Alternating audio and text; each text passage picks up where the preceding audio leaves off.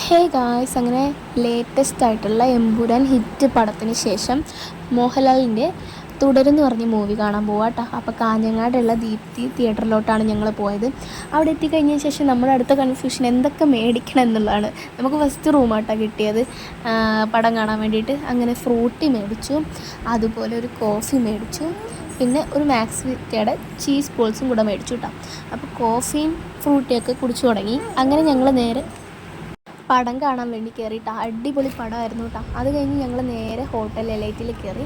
കാഞ്ഞങ്ങാടുള്ള one of the best hotel എന്ന് പറയും. എനിക്കിഷ്ടം കേട്ടോ അവിടുത്തെ ഫുഡൊക്കെ. അങ്ങനെ ഞങ്ങൾ ഫുഡ് ഓർഡർ ചെയ്തു. പക്ഷേ ഞങ്ങൾ ഓർഡർ ചെയ്ത സാധനമല്ല കേട്ടോ അവർ കൊണ്ടുതന്നത്, അവർക്ക് മാറിയിട്ട് കൊണ്ടുതന്നതാണ്. അവർ ആദ്യം തന്നെ പൊറോട്ടയാണ് കൊണ്ടുതന്നത്.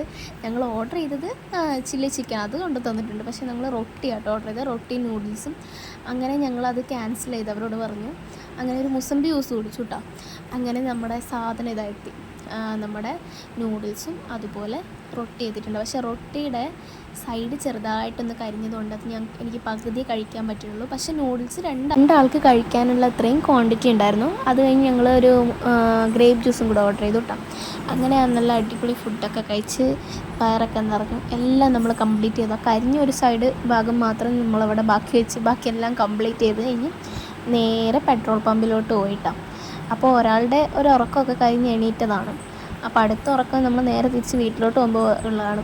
അങ്ങനെ ഞങ്ങൾ നേരെ എണ്ണയൊക്കെ അടിച്ച് തിരിച്ച് നേരെ വീട്ടിൽ പോവാട്ടോ. അപ്പോൾ ഇത്രയേ ഉള്ളൂ. ബായ്.